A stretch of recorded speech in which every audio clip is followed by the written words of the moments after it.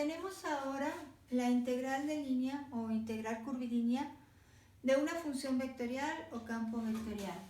Entonces vamos a ver, integral de línea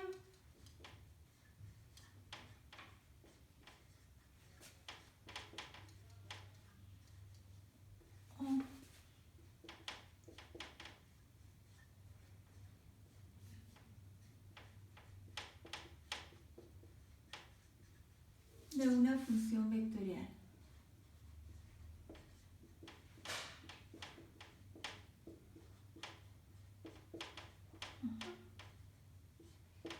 O campo vectorial, es lo mismo, campo vectorial. En este caso, si recuerdan las notaciones de una integral de línea, utilizando ahora de un campo vectorial o función vectorial, pues las vamos a tener. Esta es una de las notaciones que representa la integral de línea de un campo vectorial. Esta sería otra, vamos a decir, está el campo vectorial, la curva sobre la cual se está trabajando, producto escalar o producto punto por el vector tangente unitario, y esto por la diferencia de longitud de arco. Y otra de estas notaciones sería la siguiente, la que nos indica esta misma expresión, pero desarrollando el producto escalar. Es decir, vamos a trabajar sobre una curva, tenemos que las componentes de este campo vectorial son la f, la g y la h. Entonces vamos a realizar el producto punto con las diferenciales de x, de y, de z, y vamos obteniendo f por la primera de las diferenciales más g por la segunda de las diferenciales más h, la tercer componente del campo, por la tercera de las componentes que representan este vector. ¿Sí? Cuando se expresa la integral de línea o integral curvilínea de un campo vectorial de esta forma, se dice que está en la forma diferencial, ¿sí? Una integral de línea en forma diferencial.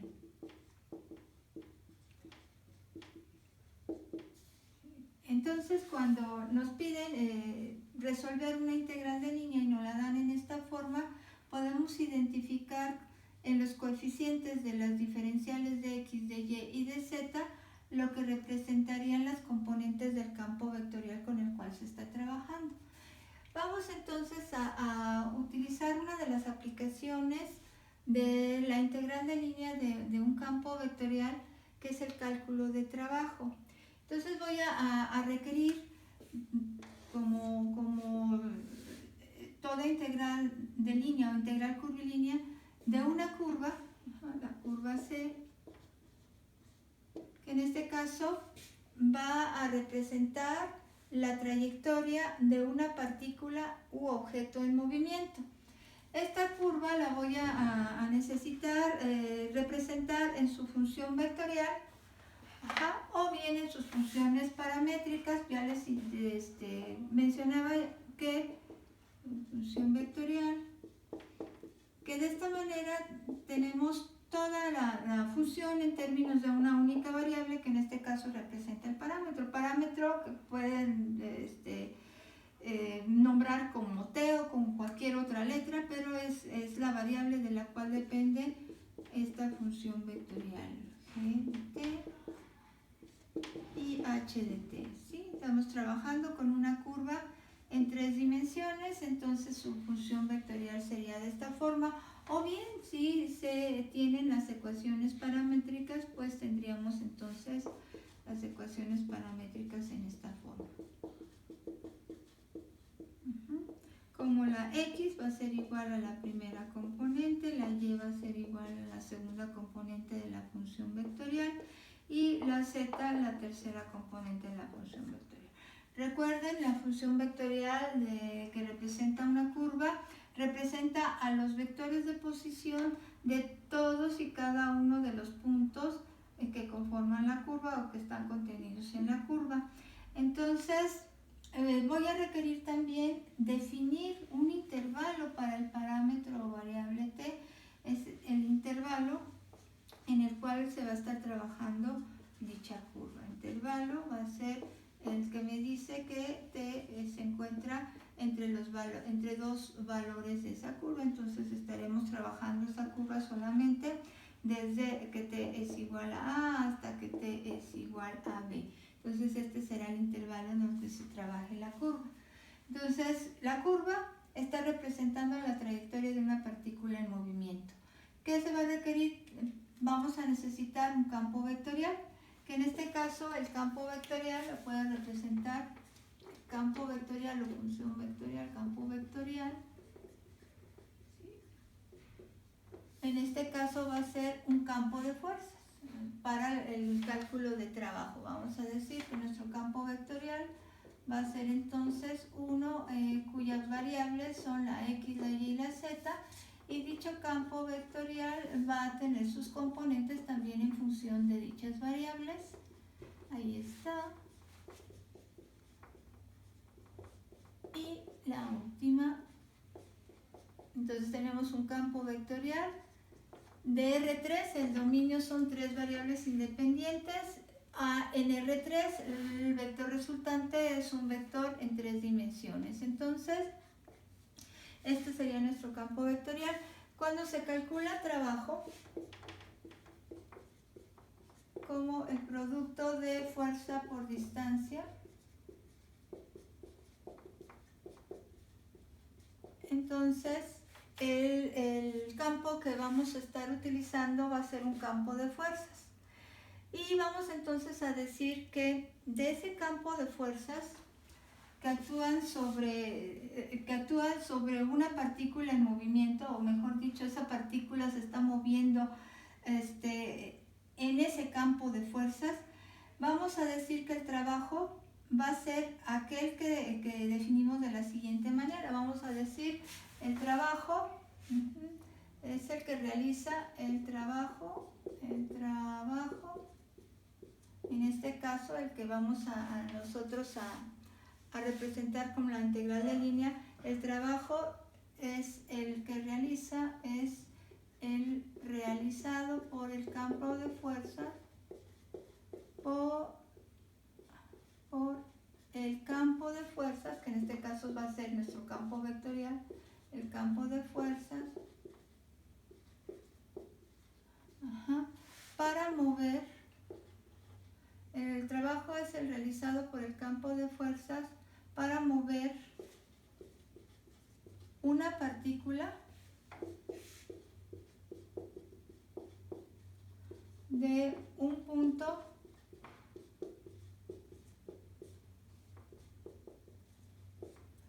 a otro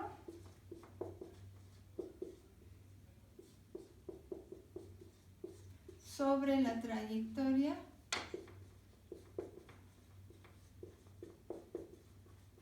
que representa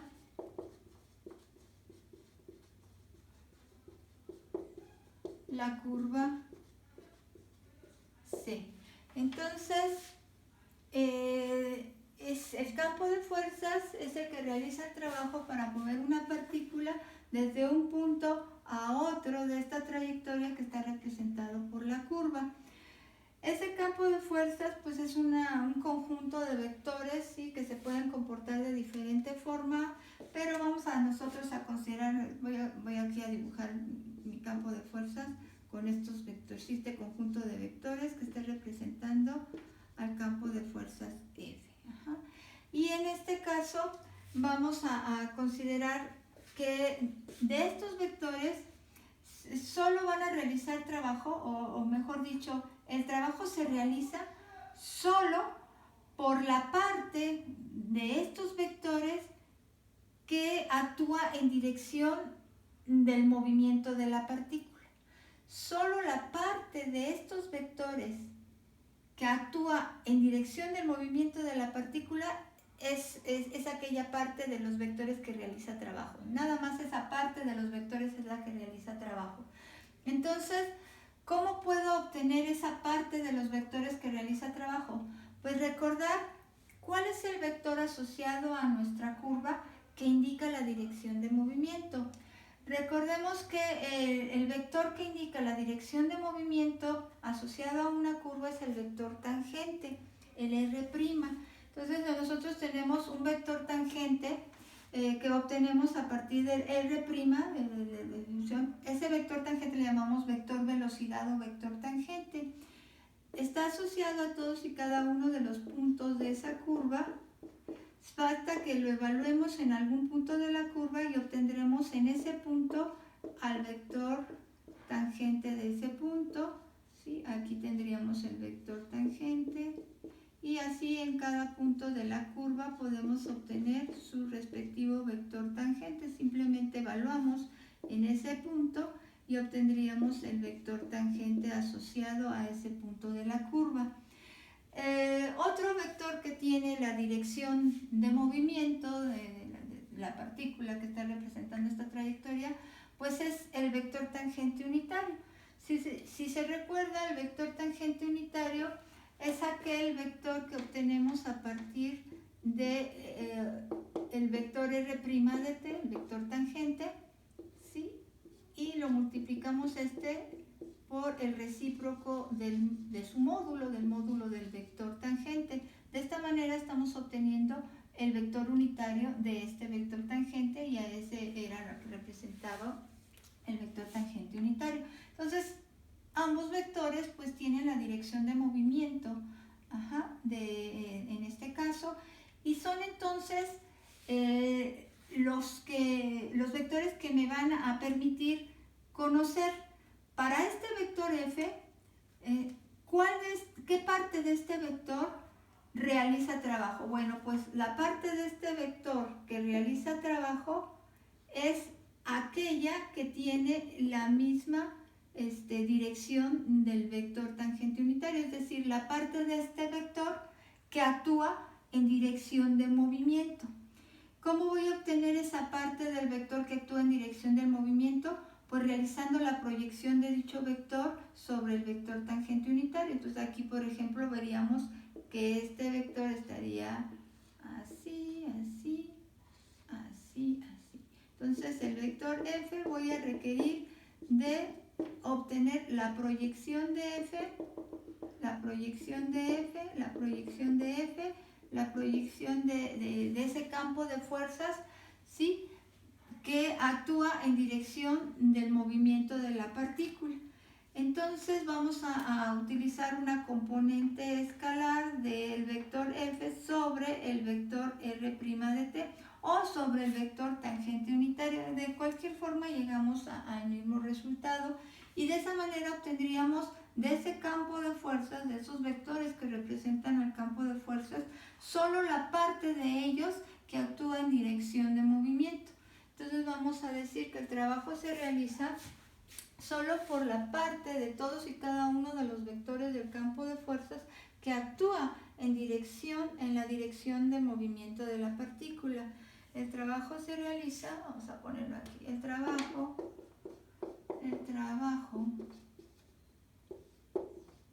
se realiza solo por la parte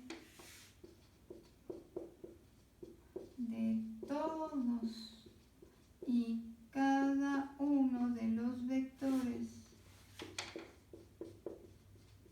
del campo de fuerza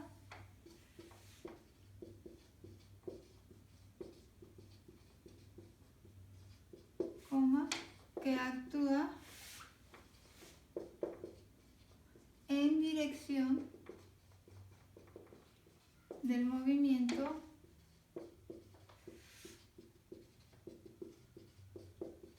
de la partícula.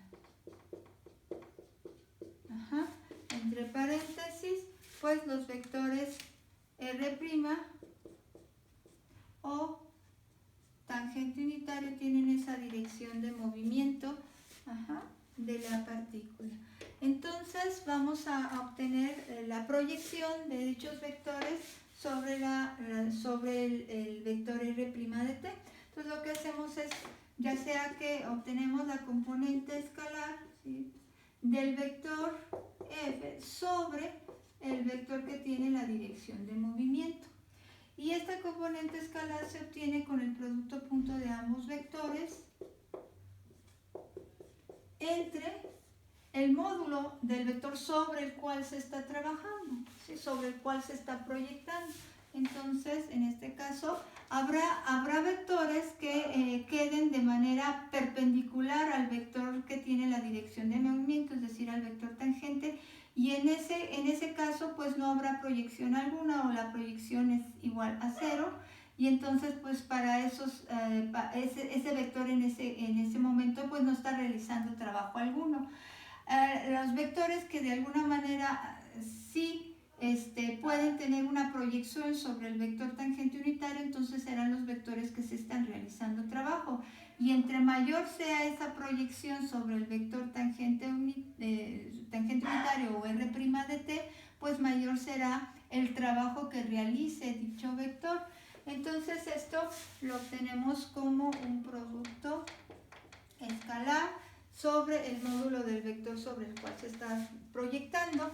En este caso, pues esto queda nada más como f por el vector tangente unitario, que es nuestro vector tangente unitario. Pueden utilizar también el vector tangente unitario para poder calcular esta componente, es decir, la proyección en dirección del vector que tiene la dirección de movimiento, y podríamos decir que obtenemos la componente escalar del vector, ¿sí?, que representa la fuerza sobre el vector tangente unitario que tiene la dirección de movimiento. Entonces, en este caso realizaríamos el producto punto de ambos vectores, y esto entre el módulo del vector sobre el cual se está proyectando, que en este caso sería el vector tangente unitario. Y esto entonces, por ser un vector unitario, pues este es igual a la unidad. El módulo de un vector unitario siempre es igual a la unidad, y esto entonces me lleva a este producto. Esto es lo que está realizando el trabajo. Esta es la parte del campo vectorial, parte del campo vectorial que realiza el trabajo. Parte del campo vectorial, en este caso campo de fuerzas,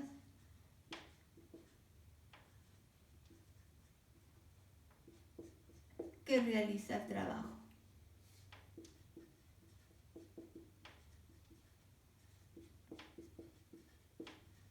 Entonces, si requerimos del cálculo del trabajo, vamos entonces a utilizar de nuevo entre el intervalo en el cual está definido la curva, o el intervalo en el cual se va a mover la partícula desde un punto a otro.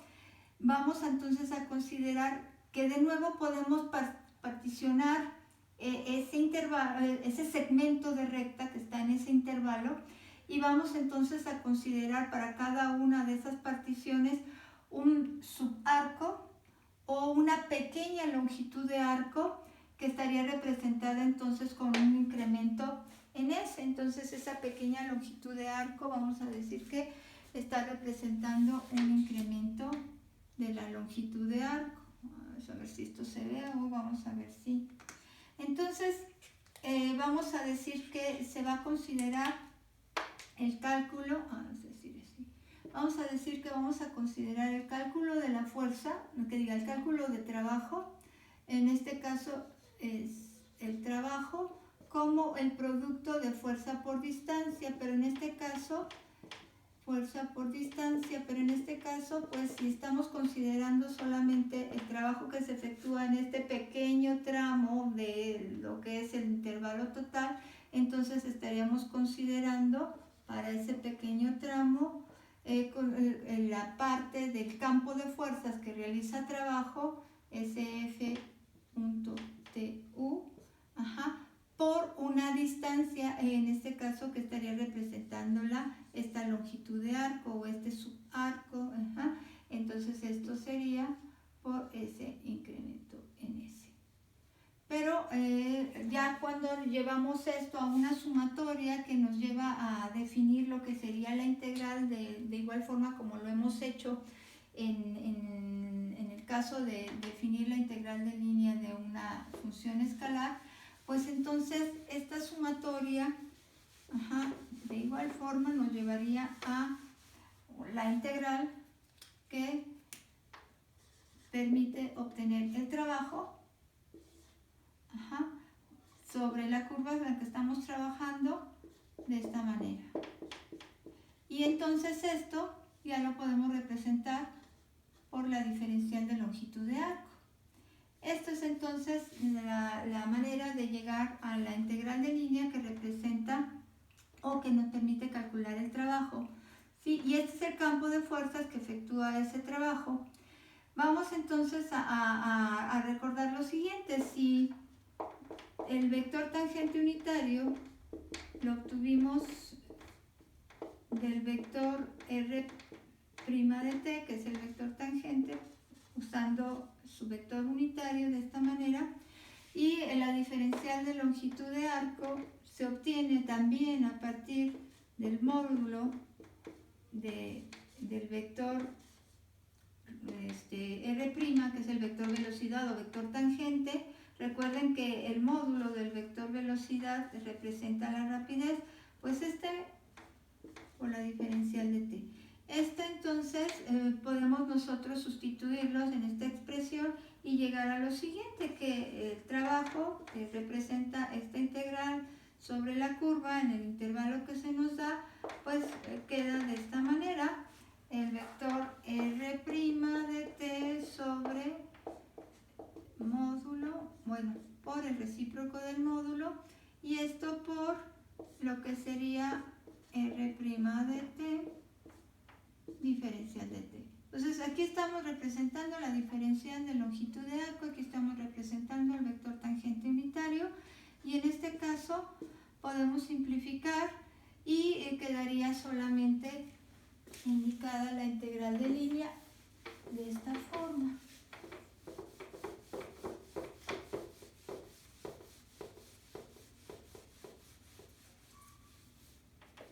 Entonces la integral de línea que representa el trabajo sería entonces solamente f producto punto R' de t diferencial de t.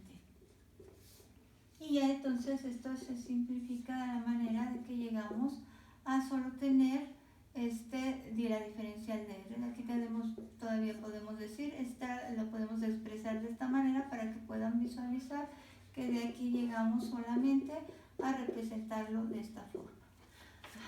Entonces, esta es otra de las formas o notaciones en las cuales representamos a la integral de línea de un campo vectorial, y utilizamos en este caso la aplicación que nos lleva al cálculo del trabajo a partir de un campo vectorial que representa un campo de fuerzas. Y bueno, ya les indicaba, si nuestro campo de fuerzas pues tiene las componentes F, G y H que hace un momento escribimos en términos de las variables X, Y y Z, pero aquí ya en forma resumida sería nuestro vector que representa estas tres componentes como el campo de fuerzas. Es campo de fuerzas, y en este caso el vector que está representando estas diferenciales, pues tenemos diferencial de X, diferencial de Y, diferencial de Z.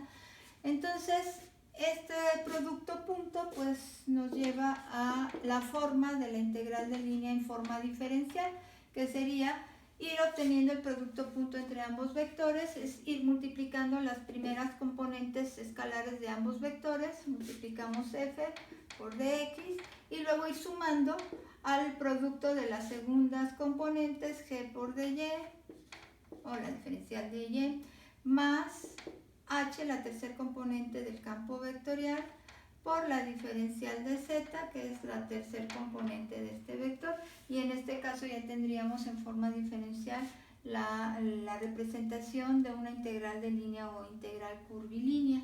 Entonces estas son las tres representaciones de las cuales se había partido, y que de alguna manera ya podemos visualizar que representan cada caso. Las propiedades que vamos a aplicar para la integral de línea de un campo vectorial son exactamente las mismas que ya enuncié para la integral de línea de una función escalar. Van a existir una constante que podemos sacar fuera de la integral en un momento dado. Pueden tener la suma de dos integrales de línea o considerarla como la suma de dos, es decir, la suma de este campo, punto de R, más la suma de otro punto de R, podría ser solo la integral de este campo más la integral del otro campo, punto de R. Y lo mismo cuando se trabaja en una curva que no es suave en la totalidad del intervalo que se da o en el cual se define, entonces se debe seccionar la curva de manera que se tengan tramos de esta en las cuales sí es una curva suave o se garantiza que es curva suave.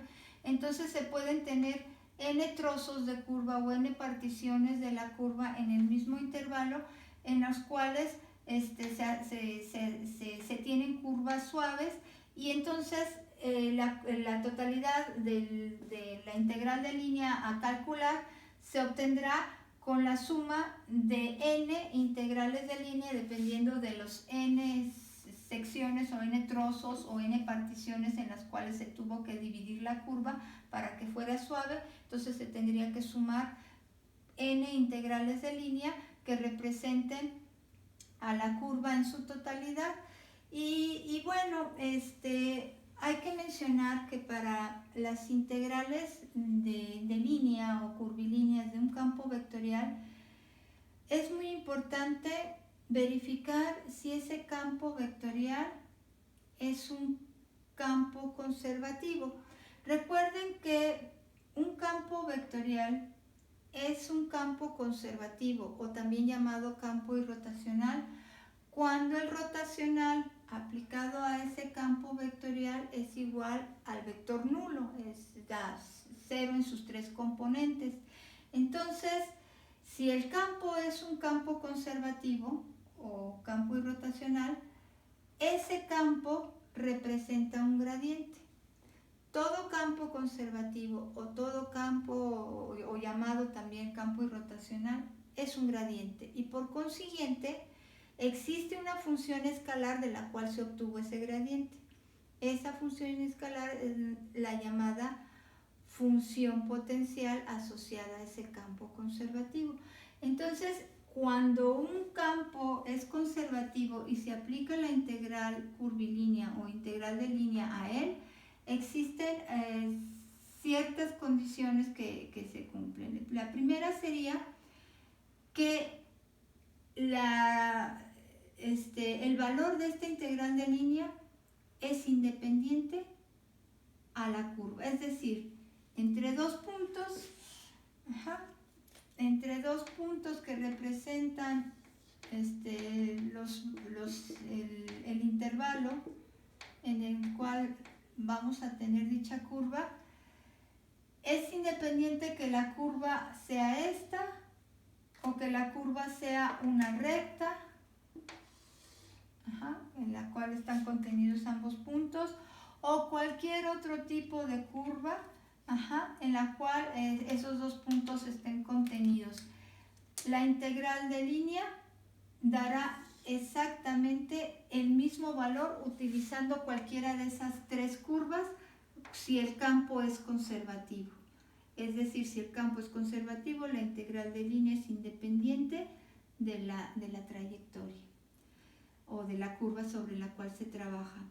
Y bueno, además de vamos a ver que podemos utilizar la función potencial asociada a este campo conservativo para poder obtener el valor de la integral de línea. Y también vamos a ver que cuando la curva sobre la cual se trabaja la integral de línea es una curva cerrada y el campo es conservativo, el resultado de esa integral es igual a 0. Entonces esto lo vamos a escribir. Voy nada más antes de ello a determinar, bueno, vamos a borrar ya todo, a determinar lo que sería la curva sobre la cual se está trabajando, que necesitamos saber que existen también cuando el intervalo que se da o en el cual se define la curva coincide el extremo inferior con el extremo superior, quiere decir que esta curva es una curva cerrada. Entonces tenemos para la curva, como ya lo habíamos mencionado, si C es la curva, esta debe ser suave o suave a trozos. A trozos o por partes o seccionalmente suave, suave a trozos en el intervalo en el cual se define el parámetro asociado a dicha curva. Y en este caso, si A y B son iguales, entonces se está considerando una curva cerrada. Entonces aquí el límite inferior y el límite superior coincidieron porque volvemos a llegar al mismo punto. Y entonces esto sería una curva cerrada. Y cuando la curva es cerrada, bueno, la notación de la integral de línea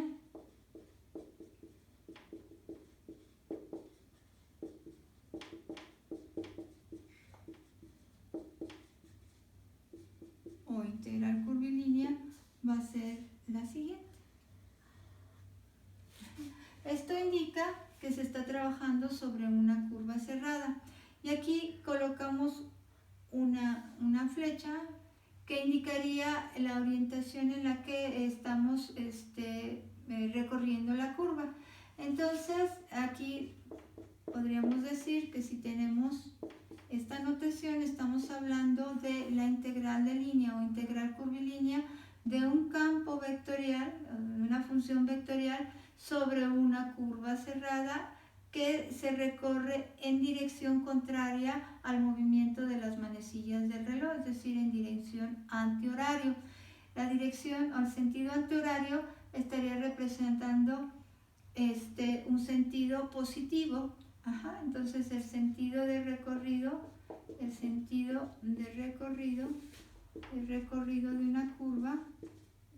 de una curva, ya sea abierta o cerrada, de una curva es sentido negativo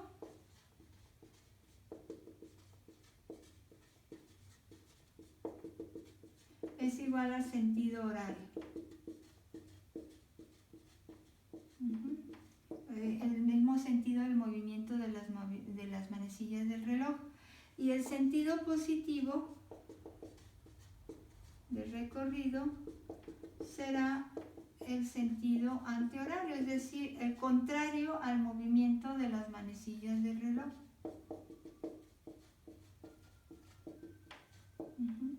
El contrario al movimiento de las manecillas del reloj.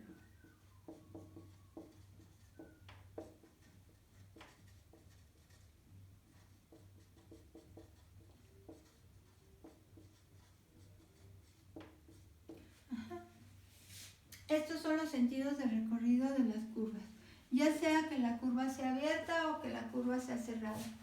Entonces, en curvas abiertas, la notación va a ser esta, tenemos una curva abierta, y bien, puede ser entonces una curva abierta suave en todo el intervalo, o puede ser una curva abierta que se dé por diferentes secciones de curva.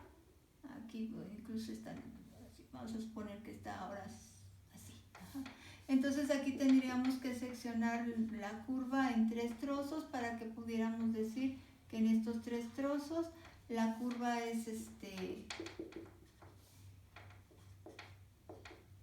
se garantiza que para cada uno de esas partes de curva va a ser una curva suave, entonces tendríamos que trabajarla así. Podemos tener una curva cerrada también de manera que pudiera estar así y luego así, y no sé, así por ejemplo. Esta también podría ser una curva cerrada en la que iniciamos desde t igual a a y luego llegamos de nuevo al mismo punto, entonces donde A y B coinciden, T coincide en este caso, y esta es también una curva cerrada, y entonces estaríamos recorriendo cada una de los segmentos de curva. Si lo recorremos en dirección, vamos a ponerles entonces, lo vamos a numerar así, para que el recorrido sea un recorrido en sentido positivo. Entonces primero obtendríamos la integral de línea en la primera curva, la primera sección o parte, la C1, luego obtendríamos la integral de línea en la parte de la curva C2 y por último la integral de línea en la parte C3.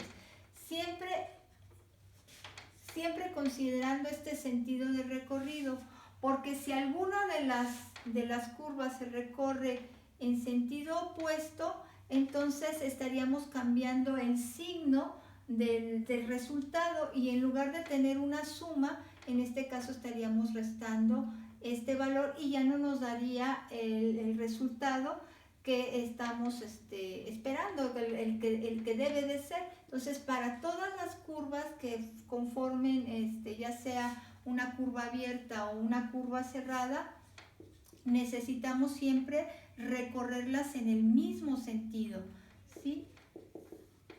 Si una de ellas no la recorremos en el mismo sentido, entonces el resultado no va a ser el correcto. Entonces, para curvas cerradas o para curvas abiertas, necesitamos irlas recorriendo en el mismo sentido. Todas pueden ser recorridas en sentido negativo, el sentido horario, o todas pueden ser recorridas en sentido positivo, que es el sentido antihorario. Pero sí considerar el mismo sentido en el recorrido de todas. Si la curva es suave en toda su totalidad, es una curva cerrada, entonces pues vamos a considerar uno de los dos sentidos. Aquí estaríamos indicando el sentido de recorrido de una curva cerrada, en este caso el sentido antihorario y el sentido positivo. Entonces esta sería la notación que utilizamos para la integral de línea de una curva cerrada. Integral de línea de una curva cerrada. Una curva cerrada. Y bueno, entonces vamos ahora a anotar lo que sería cuando necesitamos realizar o calcular una integral de línea o curvilínea de un campo vectorial, lo primero que hay que verificar es si el campo es conservativo. Entonces, cuando se necesita realizar, entonces, antes de calcular la integral de línea o integral curvilínea de un campo vectorial o función vectorial de un campo vectorial, es conveniente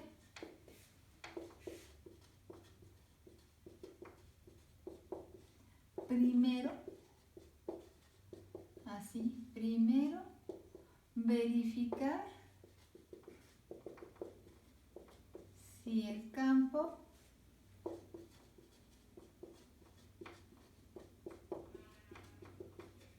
es conservativo o también llamado campo irrotacional.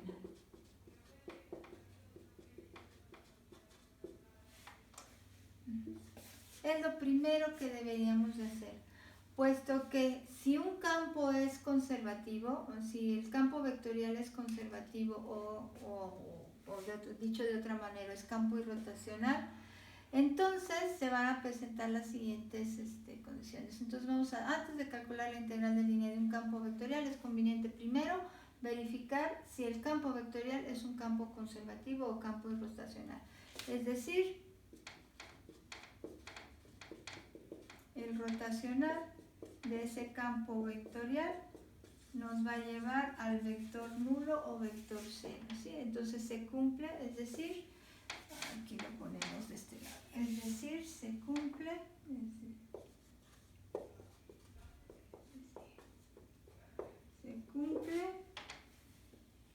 que el rotacional del campo vectorial nos lleva al valor del vector cero, o a obtener el vector cero o vector nulo.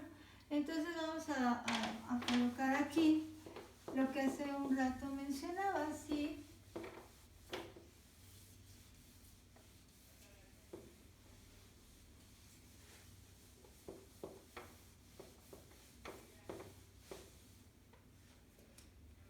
Bueno, entonces dice, si en una integral de línea, en la integral de línea,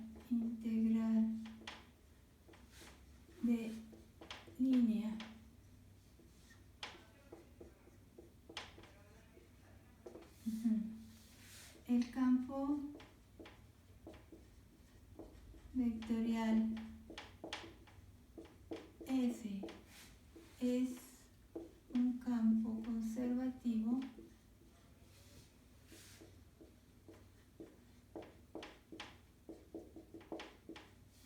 o campo rotacional, entonces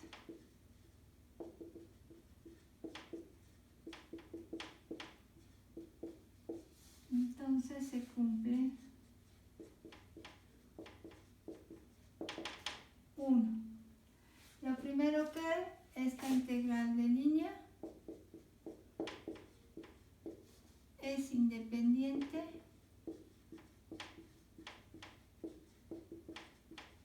de la trayectoria de la curva.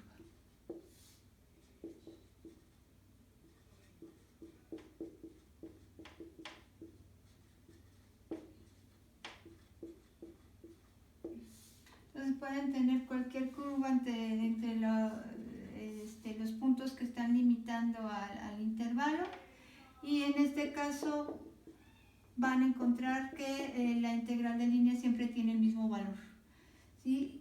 Obviamente, pues, de todas las curvas que podrían estar conteniendo esos puntos, pues voy a tomar aquella que sea la representación más simple, que es la recta. La recta es la representación de la curva más simple que puede contener a dos puntos. Entonces las curvas pueden ser, incluso podría ser algo así, una senoide que contiene ambos puntos, y si yo utilizo a la senoide como la curva de la cual voy a representar su función vectorial, entonces estaría yo trabajando la integral de línea sobre una senoide y voy a llegar al mismo resultado si la trabajo sobre una recta o sobre cualquier otra curva que pudiera estar conteniendo esos puntos en los cuales se está definiendo el intervalo de t. Entonces, pues obviamente de todas las curvas, pues voy a elegir la más simple. Sin embargo, hay otra manera de obtener la integral de línea cuando el campo que se está trabajando es un campo conservativo. Esta sería la manera de obtenerla usando la función potencial. Es decir, se cumple también que la integral de línea de un campo que es conservativo, punto de R, en realidad es la integral de línea de un gradiente. Y phi sería entonces la función potencial asociada a la función escalar asociada al gradiente, que es la llamada función potencial. Entonces, cuando nosotros realizamos esto, en realidad lo que estamos obteniendo es la integral de un gradiente que se obtiene a partir de derivar parcialmente a phi con respecto a x, derivar parcialmente a phi con respecto a y, derivar parcialmente a phi con respecto a z, estos son las componentes del gradiente. Y si yo estoy multiplicando esto por el vector dr, pues entonces lo que estoy haciendo en realidad es lo que realizamos cuando deseamos obtener la función potencial a partir de conocer el gradiente. Recuerda, si se recuerda, lo que hacemos es ir integrando cada una de las componentes del gradiente con respecto a cada una de las diferenciales para ir obteniendo la parte de esa función potencial que andamos buscando. Entonces, aquí estaríamos haciendo precisamente ese proceso, porque entonces al momento de hacer este producto punto, entonces estaríamos obteniendo la integral de diferencial de phi de x por dx. Ajá. Y entonces ahí estaríamos obteniendo siempre pues lo que sería a phi.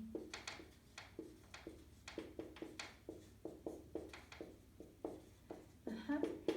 Y entonces esto nos llevaría a la obtención de phi. Eso quiere decir que puedo obtener esta integral de línea si el campo es conservativo y en este caso pues representa un gradiente, pues puedo obtener a esta integral de línea a partir de solamente con la función potencial evaluada desde el punto A hasta el punto B, es decir, el punto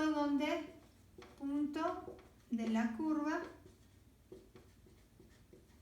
donde t es igual a A y este punto de la curva donde t es igual a B.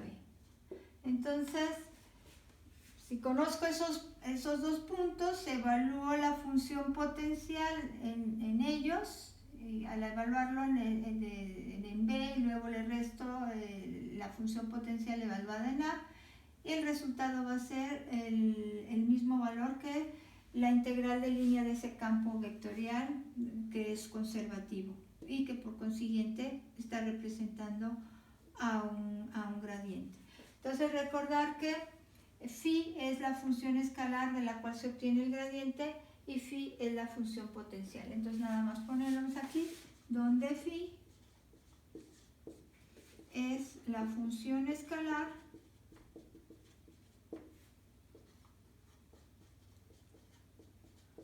de la cual se obtiene el gradiente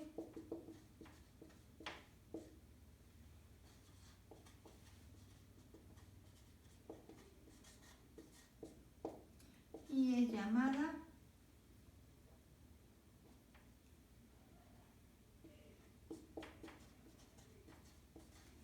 función potencial. Ajá.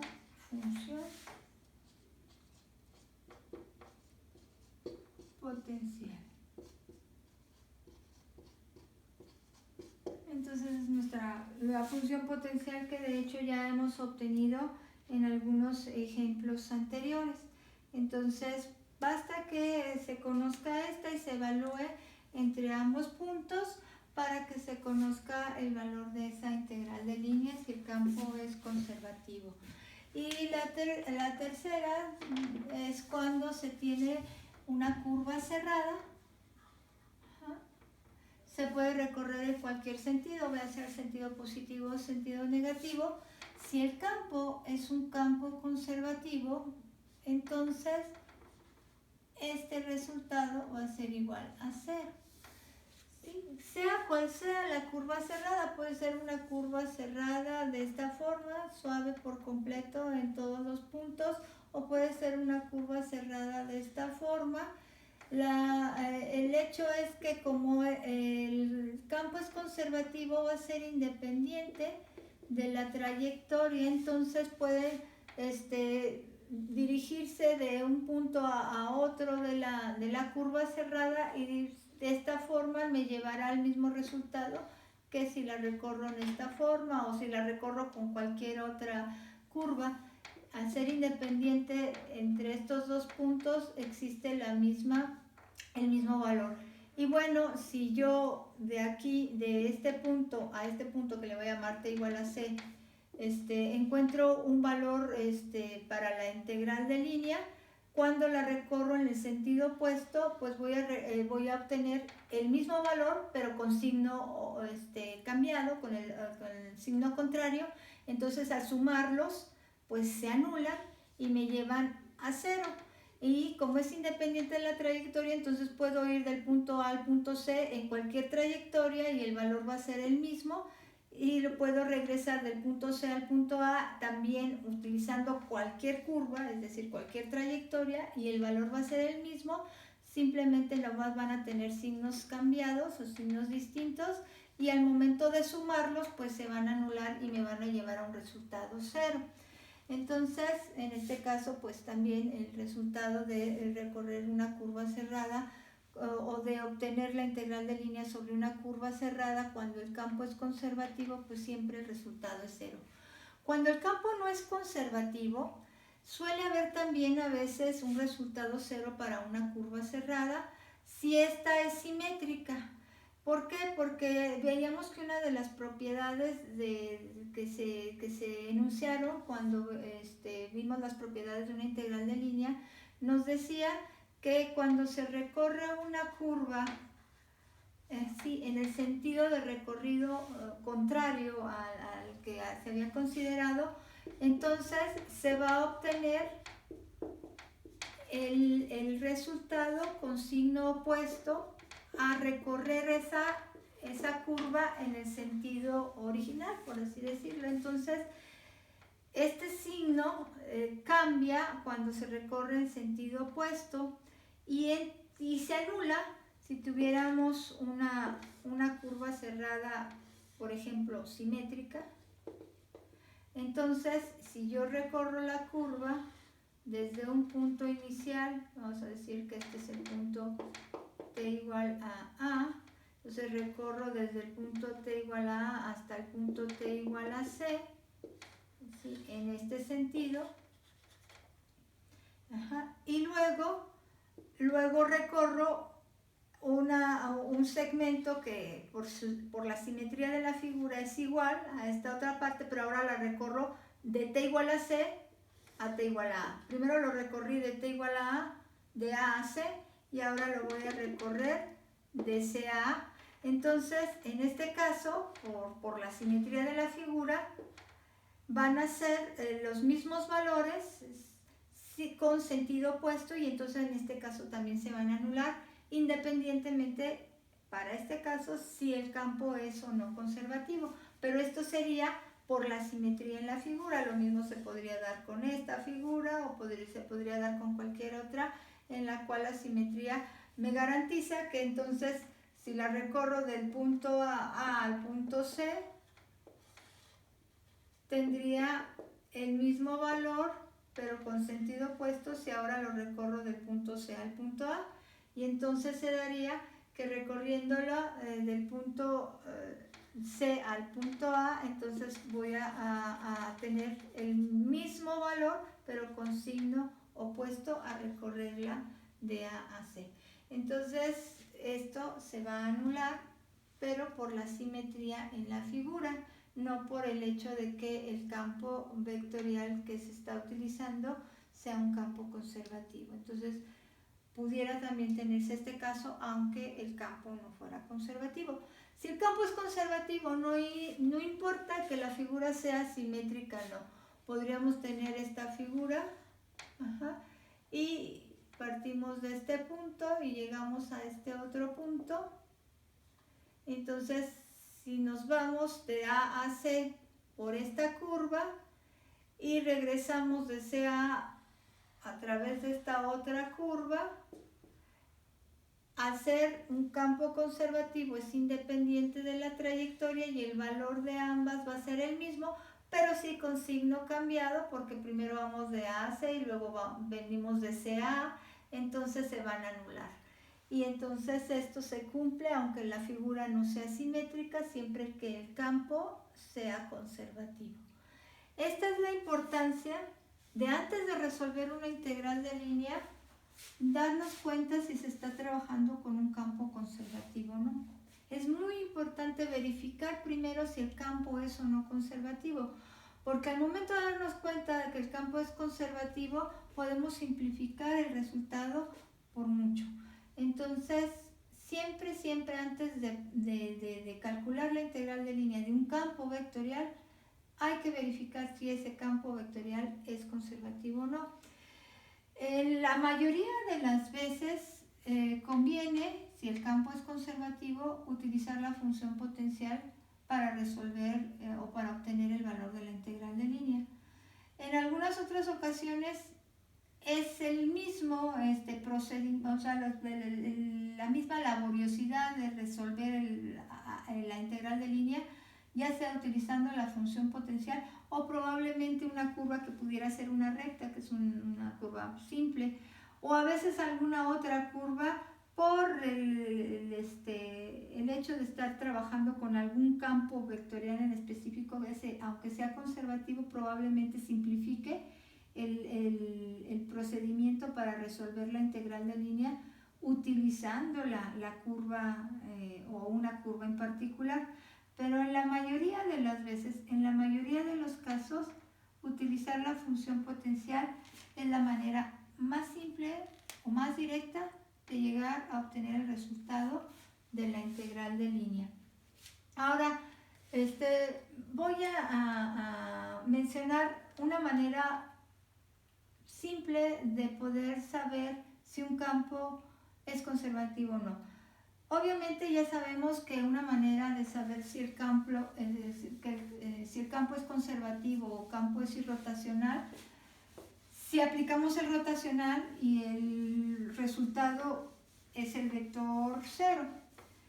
Pero muchas veces no es necesario llegar hasta resolver el rotacional o llegar a obtener el valor del rotacional. Simplemente, si nosotros sabemos que el rotacional de un campo, o en cualquiera de sus notaciones, nos lleva a obtenerlo a partir del operador nabla aplicado a las componentes, en este caso el producto cruz es la manera de recordar cómo se calcula el rotacional FGH, ¿sí? Entonces, ¿qué hacemos cuando calculamos el rotacional para un campo vectorial cuyas componentes son estas? Pues estamos nosotros obteniendo la derivada parcial de h con respecto a y luego restamos a esta la derivada parcial de g con respecto a z para poder calcular la componente en y. Bueno, pues de igual forma obtendríamos la componente en j derivando parcialmente a la componente f del campo vectorial con respecto a z y luego restamos a la derivada parcial de h con respecto a x en j y la tercera sería derivada parcial de g con respecto a x menos la derivada parcial de f con respecto a y en k.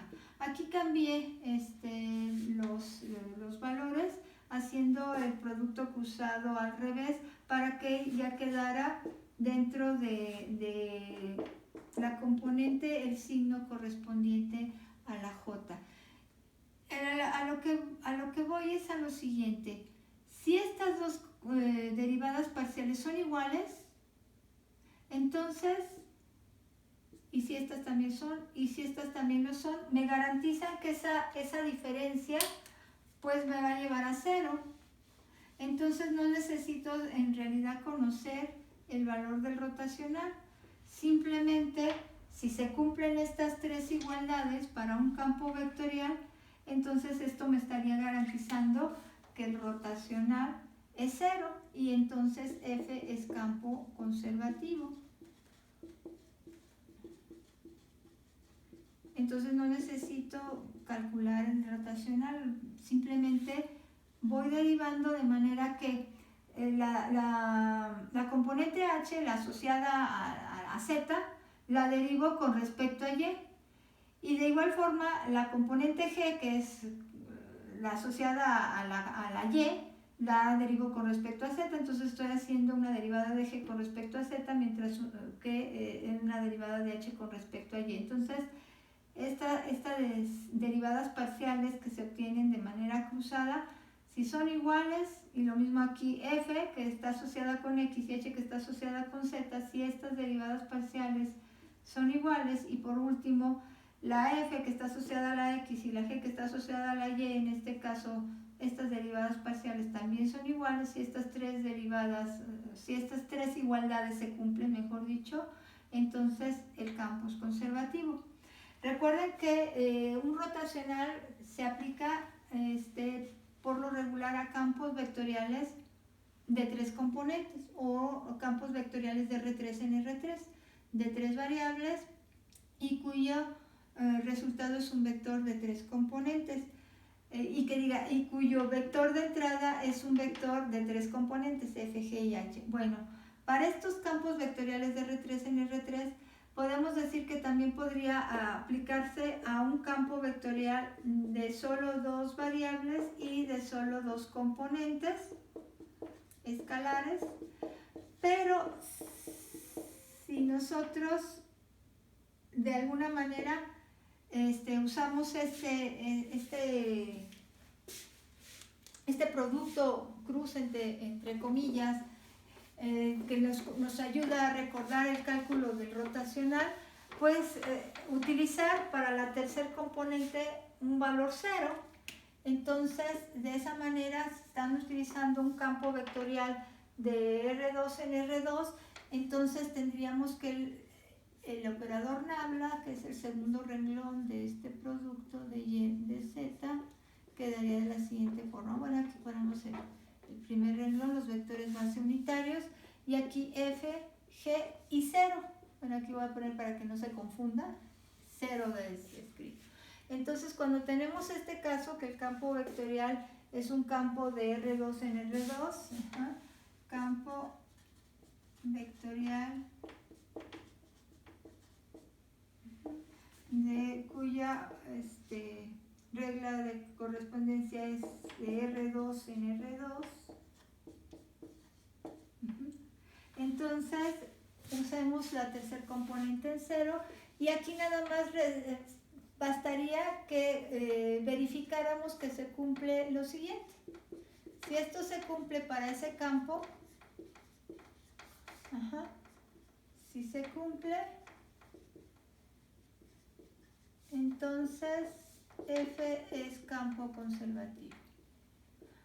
¿Por qué basta con esta igualdad para poder verificar que el campo de R2 en R2 es conservativo o irrotacional? Pues porque en principio en este campo no interviene la variable z, solamente está en función de x y y.